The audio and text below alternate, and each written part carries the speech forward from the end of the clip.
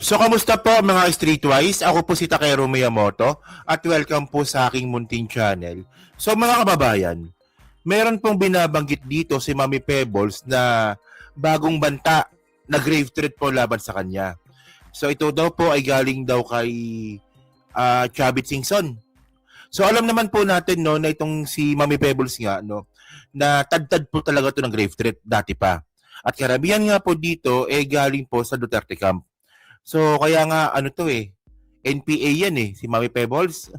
No permanent address. Palipat-lipat ng bahay. So, ngayon to pag-usapan natin yan, no? At panoorin din po natin. So, ito yung post niya kanina. Isang araw pa pala kahapon, no? Chavit at Tebes, hindi ako natatakot sa inyo. Hindi ako takot mamatay. Tara, kita tayo, magbarilan tayo. Naku, yan na naman. Yan na naman si Mami Pebbles, Kaya ayokong kasama to sa labas, Alam niyo mga ka-Streetwise, ito nakakwento ko ito madalas na siguro huling nagkita kami ni Pebbles last year. Yung rally nga po ng impeachment ni Sara sa Senate. Ayun na yung huli. So, pero may mga pagkakataon din po no, na magkasama po kami dati at naisip ko na rin po yan na medyo delikado po talaga na magdidikit-dikit po kay Mami Pebbles. Pero syempre, love po natin yan Oo, love po natin yan, no? So, hindi pa nakakapanood ng video po na to, no? So, panoorin natin at reactionan din po natin. So, ito. Game. Sige. Ayan na. Pumutok na si Chavit sa akin. At gusto na Si Chavit daw, si Chavit, akong ipapatay. Silang dalawa ni Tebes. Diba? Nag-message sa akin si Charlie na wag daw akong dadalaw kay Caramel. Kasi kapag dumalaw ako, itong si Tebes, kokontakin niya yung assassin na papatay sa akin at paabangan ako sa labas. So ito regarding pala ito kay Ramil Madriaga. Sige. Para patayin ako. Oh, bakit? Akala ko ba hindi totoo yung mga sinasabi ko sa'yo tungkol sa'yo, Chavit? Yung mga pasabog ko. So, ibig sabihin, totoo yung mga pasabog ko. Diba? Kaya gusto mo akong ipapatay. Basahin natin to. So ano ba yung pasabog ni Pebbles kay Chavit? Hindi ako updated. Mayroon pa natin, no? Sige. Nag-message sa akin si Charlie. 6:58 p.m. Tuesday. Hindi ko na kita agad. Tapos sabi niya ganon, PT4, please don't visit Ram. Si Caramel, wag ko raw dalawin si Caramel sa BGMP. Tebes or Chavit have both standing order to their assassin to eliminate you. All they need is to go after you when you got out of jail visit. Hindi na nakatiis si Chavit sa mga pasabog ko kasi lahat yun totoo. At marami pa yan, kulang pa yan. Yung mga ginawa mo nung 2021, kumpleto ako ng mga dokumento. Kaya naman, di ba, napansin nyo ba na hindi niya pinapansin yung hamon ko na ilabas yung title na Metro Walk. Tahimik lang siya nung una, di ba? Hindi siya sumasagot, madami kong pasabog, hindi siya sumasagot. Pero ngayon, narindi na yung utak ng lolo yung magnanakaw. Scam. About sa Metro Walk. Okay. So ito pagkakalam ko sa Metro Walk, no? Correct me if I'm wrong, kung mali po ako, no? Kasi medyo ni-research ko nga po yan. So itong Metro Walk, mga kababayan, ipagmamayari po ito ng Marcos Sr. Si Ferdinand Marcos Sr. na tati ni PBBM. So ayun po, ipagmamayari ng gobyerno ni Ferdinand Marcos Sr. So syempre, nung natapos nga po yung ayang pagiging presidente nga po ni Ferdinand Marcos Sr. sa pamamagitan nga po ng EDSA Revolution, so ito po ay na-sequester. So nung pagka-sequester ito, mga kababayan, apparently may mga pangyayari na ito po ay napunta po kay Chavit. Oo, yung Metro Walk na yan. So ito pa lang, ayun na nakuha kong storya niyan So ngayon, inangkin na po ni Chavit yan. So naging parang nagkaroon na ng business park dyan So eventually, ngayon po 2025, 2026 na pala, no? Eventually, ngayon 2026, magtatayo po ng isang station ng subway dyan po sa Metro Walk. So ngayon, ang gusto ngayon ni Chavit, upahan. Paupahan. Tandaan nyo ito po yung na-sequester na nakuha nila, no, I don't think so kung may bayad to, no, hindi ko pa na-research yan. So kung alam niyo yung details yan, pwede nyo i-comment sa baba. Pero ang point nga dito, hindi naman talaga technically kay Chavit yan, inangkin niya yan. So ngayon, ang gusto ni PBBM, bakit namin ipapaupa sa inyo yan? In the first place, sequester yan. So yun po yung pagkakaalam ko. Kaya yan po isa sa mga rason kung bakit nga po nagalit si Chavit. So, di ba? So, malino ba pagkwento ko? Kaya continue nga natin. Sige, continue. Sige. Demonyo. Kasi, yung mga pasabog na linalabas ko, tawag dito, bukod sa totoo, naniniwala yung mga tao sa akin. Dahil kumpleto rin ako sa resibo at maraming mga taga Ilocos Sur na tumutulong sa akin at nagbibigay ng info. Alam mo, Chavit? Sige, Chavit. Matanda ka na. Konti na lang yung oras na ititira mo dito sa mundo. Kaya, gumawa ka ng kabutihan. Biro mo, buong buhay mo, demonyo ka. Nang dahil lang sa pera, yung anak mo, dun sa 14 years old, si Christian Singson, siya ang may hawak ng black market ng party drugs. Minsan nakita ko siya sa Revel, sa BGC. Yan na naman. Bangag na bangag.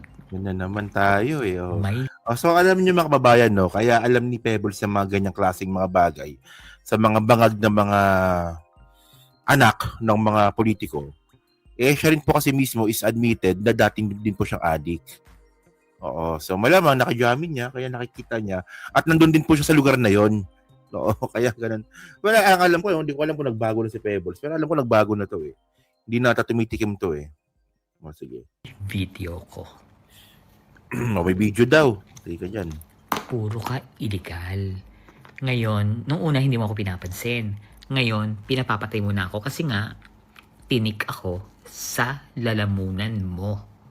Hindi mo mayaya ang mga tao. Ilang beses ka nang nanawagan, pati sa mga kabataan, hindi sila sumama sa'yo. Sino ba naman ang tangang sasama sa isang demonyo? Kung di ka ba naman demonyo, pahawakin mo yung anak mo ng droga, gawin mong drug lord. Pati anak mo, ginawa mong drug lord. O, meron ka pang isang anak na huli sa Hong Kong nang dahil sa droga, di ba? Anong ginawa mo sa Ilocos Sur? Binaboy mo.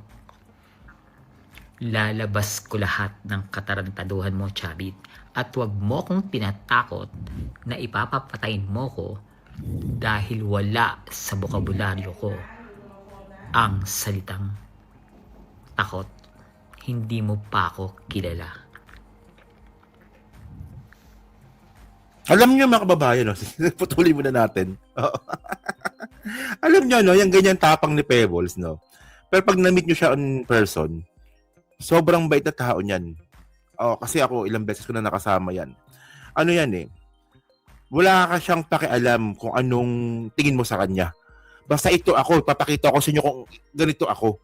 Tanggapin niyo ako o hindi, ganito ako. So, ang point, hindi po siya plastic na tao. Kasi minsan po may mga kakilala po tayo minsan, sa mundo nga po ng ating ginagalawan, dito po sa social media, na minsan po kasi may tago. May pigil. Oo, ganon. Oo. So, yun lang. So, yan So, at least, you get my point. Sige, tulingan natin. Sige, continue. Galingan mo. Baka mamaya, mauna pa yung assassin na matumba kesa sa akin. Charlie's Angel to, Chururut. Tusok. Gago. Papapatay ako. Ibig sabihin, totoo yung mga sinasabi ko. Kasi, kung hindi totoo yung mga sinasabi ko, hindi niyo ako papapatay. Di ba? Ang dami nyo na. Sino ba yung mga magpapapatay sa akin? Sara, Aimee, Martires, Chavit, nadagdagan pa, Tebes, INC. Di ba? O kaya hinahamon na lang kita, Chavit. Ganito na lang. Magkita tayo sa Luneta. Basta huwag ka mandadaya kasi kilala kita eh. Alam niyo, no, yung ganyang klaseng hamon. Si Chavit, nakita ko na po yan, hirap na po maglakad yan. At ang daming bodyguard yan. Diyos ko, Pebbles, ano gagawa mo? Ano kay tuso kay. 'Di ba? Magkita tayo sa Luneta. Tapos hindi mo rin naman ako madadaya. Dahil meron akong gagawin para hindi mo akong maisahan. Magkita tayo sa Luneta. Dalin mo yung title ng Metro Walk, magdala ka ng barel, magdadala din ako ng barel. Tapos, kasi di ba gusto mo akong ipapatay? Magdadala din ako ng barel. Tatawag ako ng media. Papamedya natin. Live. Diba? Pakita mo yung title ng CLOA. Tapos, explain ko doon kung bakit siya spurious title. And then, after that, magbarilan tayong dalawa. Ako ready ako mamatay. Ikaw. Ang gusto kong barilan is yung baril na dala ko, itututok ko sa ulo mo. At yung baril na dala mo, itututok ko sa ulo ko. And then, bibilang ako ng 3, papatukin natin para pareho tayong patay. Kaya mo? Ako kaya ko. Hindi ako natakot mamatay. Kaya ko. Ayoko yung malayo tayo, tapos magbabaril lang ganun. Wag. Diyos ko, laos na yun. Para sure na patay ako sa Pebbles. Hindi kasi tungkol pala ito sa Metro Walk. Kaya si Chavit pala inis na inis daw dito kay Pebbles, no?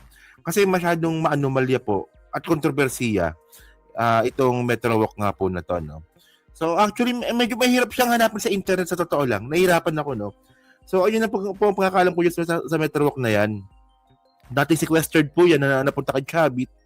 Na ngayon po ang kapal ng mukha gustong ipaupa sa gobyerno. Ngayon, ang may usap-usapan pa ata ngayon nung gusto atang kunin ng gobyerno ulit yan ng Metro Walk. Kaya yung si Chavit sobrang gigil po ngayon kay PBBM. Na gusto pa nga ng one time, big time na wala namang sasali. Pwedeng ganun yun. Pwede yun, di ba? One time, big time na rally daw. Sakto, one time, big time na ikaw lang mag-isa. Pwedeng ganun yun, di ba? So yun mga kababayan, so kayo po, ano masabi nyo nga po dito sa panibagong grave threat nga po na natanggap nga po ni Pebbles. So pa-comment lang po sa baba at binabasa ko pong lahat yan. At syempre dyan po sa Team Replay, so pa-like, pa-subscribe, din makalabisan, pa-share na rin ang content natin ngayon, no? So thank you mga ka-Streetwise, kita na lang ulit tayo sa susunod na content. So thank you, salamat and babush!